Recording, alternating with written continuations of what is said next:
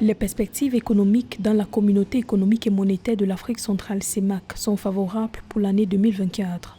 Les prévisions du comité de politique monétaire de la Banque des États de l'Afrique centrale BEAC révèlent une croissance à 3,6% dans l'espace communautaire à fin 2024, soit le taux de croissance économique le plus élevé en 10 ans.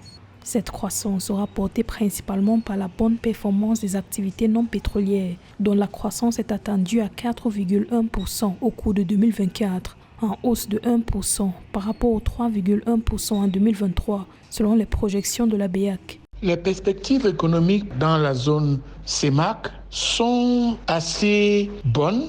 Elles peuvent être mitigées pour ce qui est de l'inflation, mais pourraient se ressaisir si l'économie de l'Afrique centrale connaît une certaine diversification. Il faut donc diversifier les exportations, surtout les exportations à l'intérieur de l'Afrique, ce qui permettrait non seulement de stabiliser les prix, de contenir l'inflation à un taux beaucoup moins que celui de 5,5%.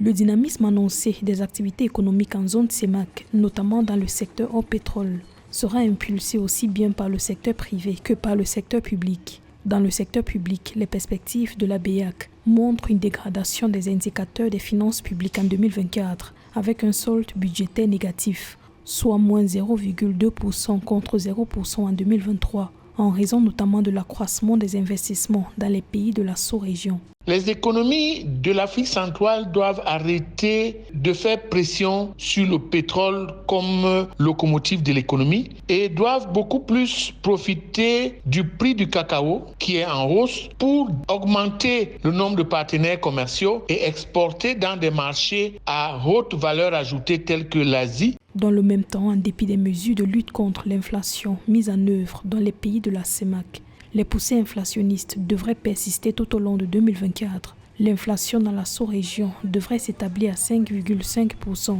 soit près du double du seuil de tolérance de 3% admis par les critères de surveillance multilatérale de la zone.